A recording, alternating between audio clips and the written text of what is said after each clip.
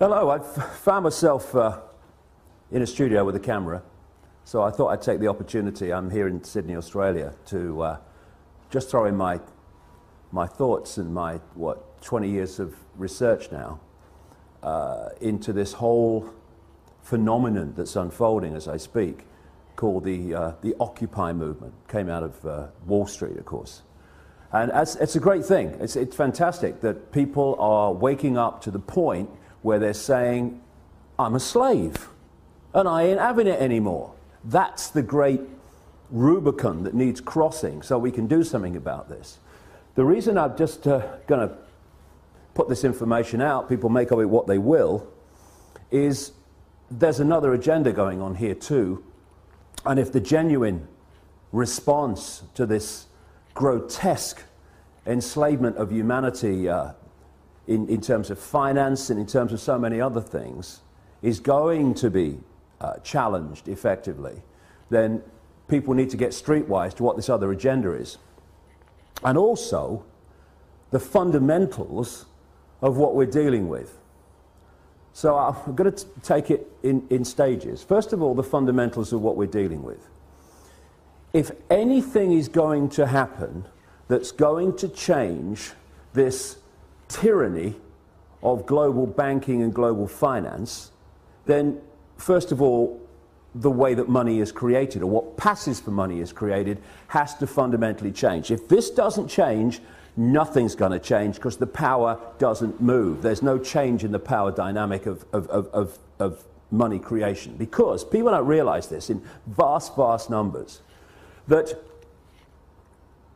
when you ask the question, how is money created, where does money come from, people have this kind of feeling, well, it's the government's in it. No. Overwhelmingly, massively overwhelmingly, it is not the government's. It is private banks, which, if you do the research, owned by the same people under different names, the same network under different names.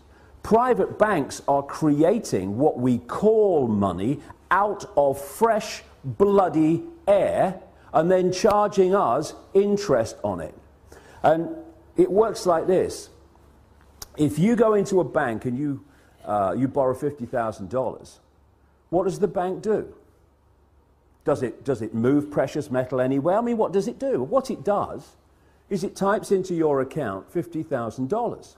And from that moment, you start paying interest on $50,000 that has never, does not, and will never exist. Fresh air, theoretical money called credit. This has been allowed to happen because, again, when you do the research, the same networks that control governments and therefore pass legislation to do with banking are the same networks that control the banks and the banking system. Therefore, laws have been passed called fractional reserve lending that allow banks to lend at least, and my goodness, it's at least, 10 times what they have on deposit. So when you put $1 in a bank, that bank can now lend 9/10 that it does not have. Fresh air, figures on a screen. Not only that, you borrow $50,000 from a bank. What does it do? It types into your account $50,000. Okay, now you're paying interest on it. But you take $10,000 and you say, I'm going to buy that car, and you give $10,000 to the guy who owns the car to buy the car off him. Now the guy who's received your $10,000 that was created out of nothing in the original $50,000 now goes and deposits the 10 grand in his own bank. Now that bank can lend 10 times the 10 grand that was created out of nothing in the first place. This is what's going on. And then if you follow one loan, $50,000 or whatever, you follow that through the banking system, and that one loan allows the banking system as a whole to create phenomenal amounts of non-existent money we call credit from that original non-existent credit loan. This is how the banking system, ladies and gentlemen, have taken the world over. Why wouldn't it when they can do that? And there's another little scam here. All written in on purpose, cold, calculated. When you go into a bank and you borrow $50,000, the bank creates, even in this theoretical, ludicrous way, $50,000. But you're not paying back $50,000, you're paying back $50,000 plus interest. The interest is never created, even as credit, which means a simple fact. At any point in time, coldly calculated, designed to be, there is never anything like enough units of exchange, money, in circulation to pay back all the principal on the debt and all the interest on the outstanding debt. Therefore, people losing their homes, losing their businesses, losing goodness knows what else that they've worked for, is built into the system. Now, when you have a boom and there's an expansion of this non-existent, ludicrous money called credit, then Peter Pays Paul hides to a large extent the fact that we're in this situation where the outstanding debt cannot be paid back or even nearly paid back plus interest because there isn't the units exchange to do it. But when you go into a recession or a depression and there is a contraction of those ludicrous units of exchange in circulation, then it becomes blatantly obvious that there's not enough units of exchange to pay back all the interest on the debt and all the principal, and that's why you get this explosion, which we've got now, of people losing their homes, losing their businesses, losing their land, their farms, etc. And all these tent cities that are appearing around the world. And so we have a system where the private banks, in the end controlled by the same network, not least around the house of Rothschild and others, the Rockefellers too, in America, have been given this level of power to create money and dictate completely, beyond governments, global finance. And that's why they're able to create booms and busts at will. That's why when they want to create a bust and a depression, which they have now, what do? They refuse to issue the same amounts of ludicrous credit units of exchange. And what do we call it? Oh, the banks have got a credit crunch. A credit crunch, what's that? It's suppressing the amount of money in circulation, so by definition creating this situation we're in. The whole money system has been designed from its creation to be a system of human enslavement and human control and human suppression. So first of all, any occupying protests around the world on the agenda has to be the end of private banks being able to create money out of fresh air on a computer screen and charge interest on it. Now here's a question. Why are governments, they're the government after all, don't they make the laws? I heard somewhere they did.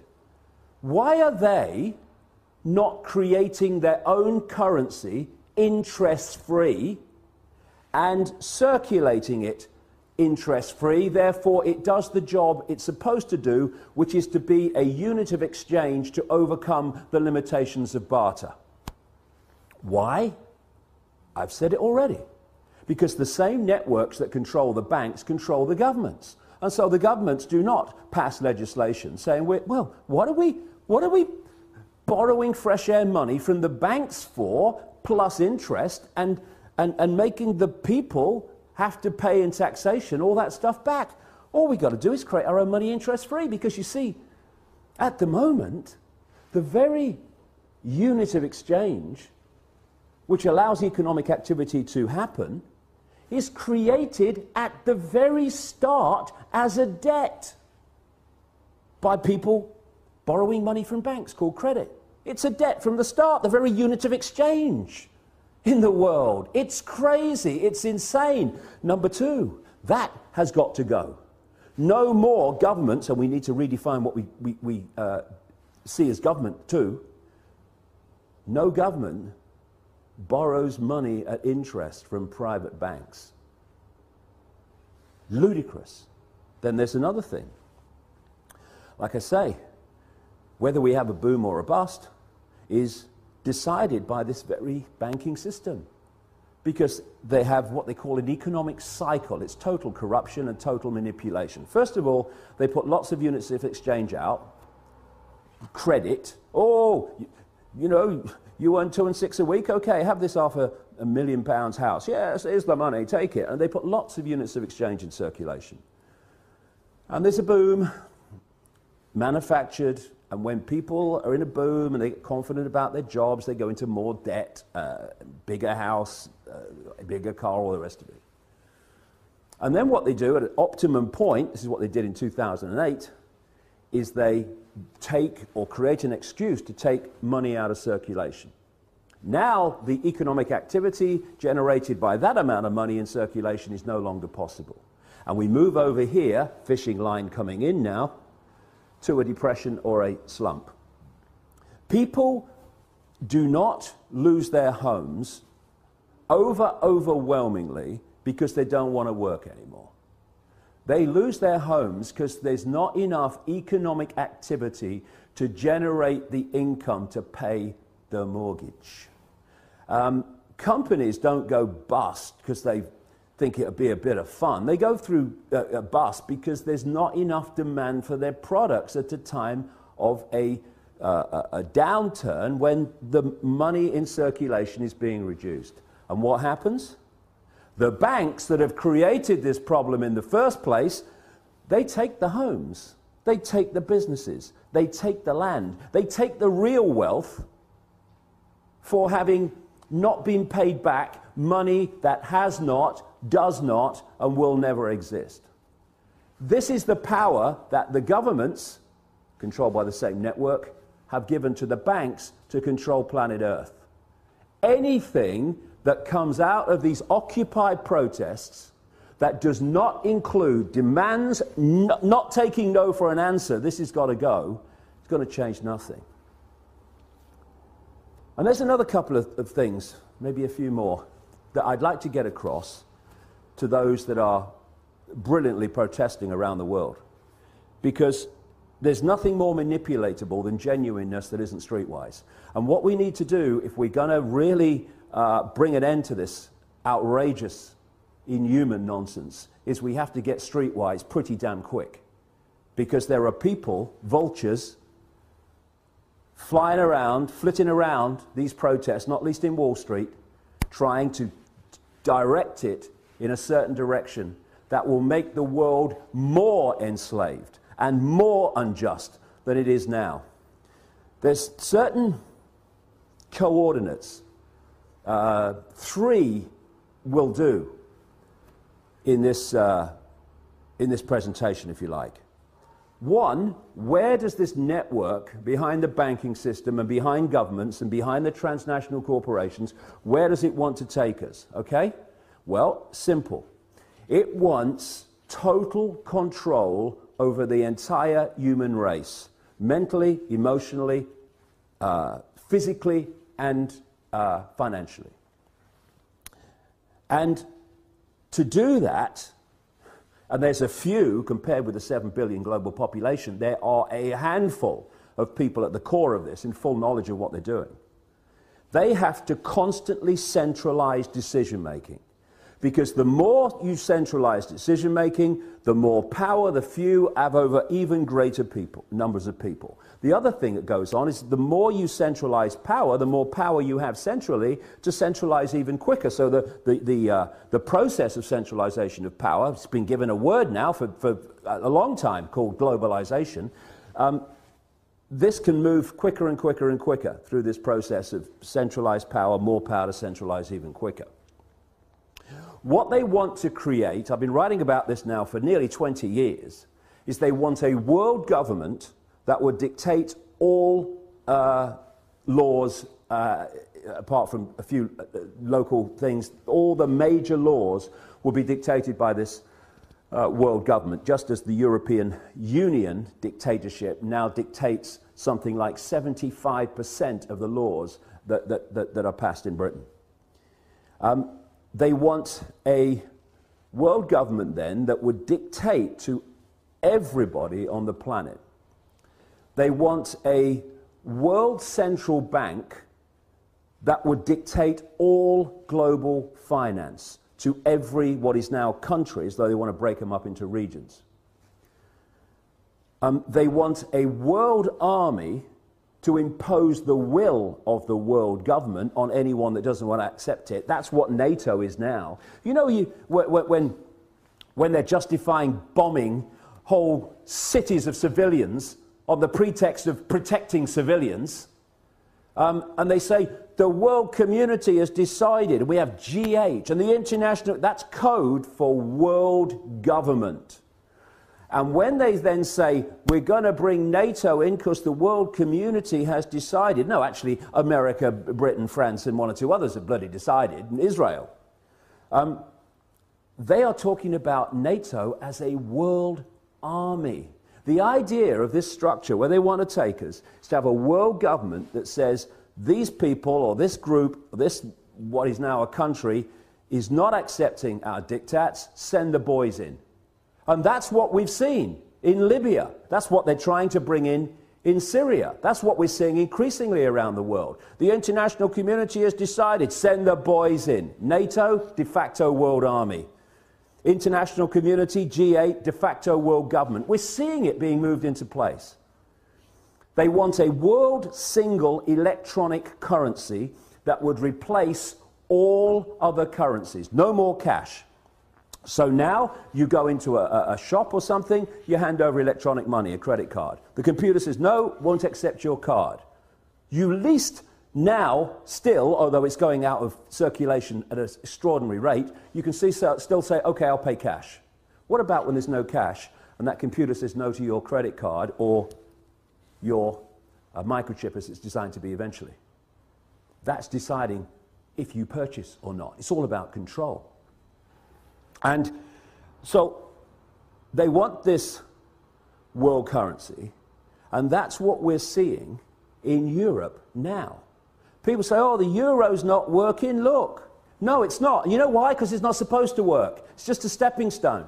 You had all those currencies in Europe, in Italy, in France, all these different currencies. They wanted on the process of getting to this world currency to get rid of them. So they replaced them all, nearly all of them anyway, with the euro. Now all those currencies in one fell swoop gone. Now we're down to one in Europe, in most countries, the euro. So now what do? They want to make the euro not work as the next stage of getting more and more into this, towards this one world currency.